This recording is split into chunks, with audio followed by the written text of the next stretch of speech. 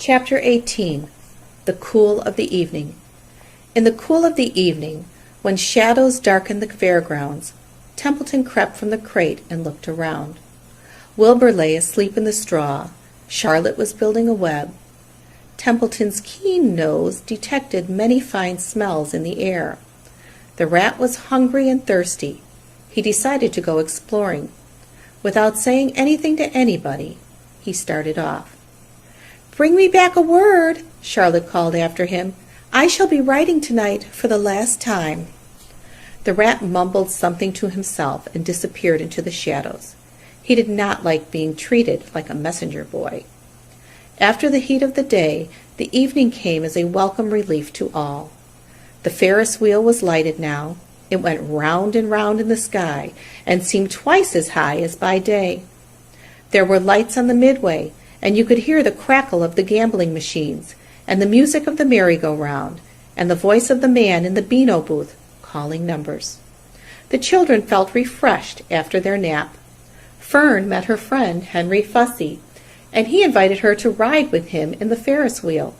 He even bought a ticket for her, so it didn't cost her anything. When Mrs. Arabelle happened to look up into the starry sky and saw her little daughter sitting with Henry Fussy and going higher and higher into the air, and saw how happy Fern looked, she just shook her head. My, she said, Henry Fussy. Think of that. Templeton kept out of sight. In the tall grass behind the cattle barn, he found a folded newspaper. Inside it were leftovers from somebody's lunch. A deviled ham sandwich, a piece of Swiss cheese, part of a hard-boiled egg, and the core of a wormy apple. The rat crawled in and ate everything. Then he tore a word out of the paper, rolled it up, and started back to Wilbur's pen. Charlotte had her web almost finished when Templeton returned, carrying the newspaper clipping. She had left a space in the middle of the web.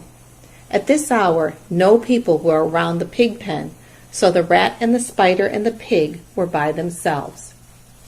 "I hope you brought a good one," Charlotte said. "It is the last word I shall ever write." "Here," said Templeton, unrolling the paper. "What does it say?" asked Charlotte. "You'll have to read it for me." "Says humble," replied the rat. "Humble," said Charlotte. Humble has two meanings. It means not proud, and it means near the ground. That's Wilbur all over. He's not proud, and he's near the ground. "Well, I hope you're satisfied," sneered the rat. "I'm not going to spend all my time fetching and carrying. I came to this fair to enjoy myself, not to deliver papers." "You've been very helpful," Charlotte said. "Run along if you want to see more of the fair." The rat grinned. "I'm going to make a night of it," he said. "The old sheep was right. This fair is a rat's paradise. What eating, and what drinking, and everywhere good hiding and good hunting. Bye-bye, my humble Wilbur. Fare thee well, Charlotte, you old schemer. This will be a night to remember in a rat's life." He vanished into the shadows. Charlotte went back to her work. It was quite dark now. In the distance, fireworks began going off. Rockets, scattering fiery balls into the sky. By the time the Arabelles and the Zuckermans and Lurvy returned from the grandstand, Charlotte had finished her web. The word humble was woven neatly in the center. Nobody noticed it in the darkness. Everyone was tired and happy. Fern and Avery climbed into the truck and lay down. They pulled the Indian blanket over them. Lurvy gave Wilbur a forkful of fresh straw. Mr. Arable patted him.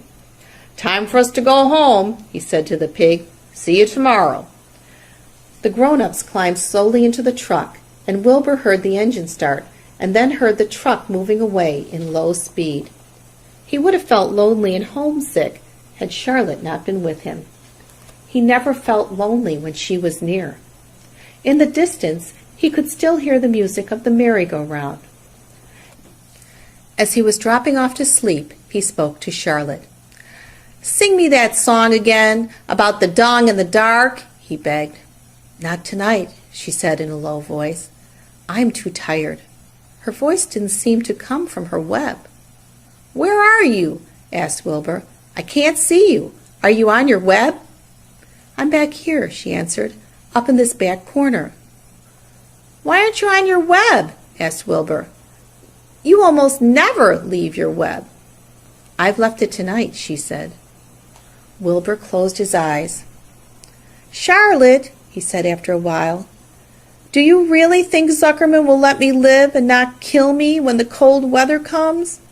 Do you really think so? Of course, said Charlotte. You are a famous pig, and you are a good pig. Tomorrow you will probably win a prize. The whole world will hear about you.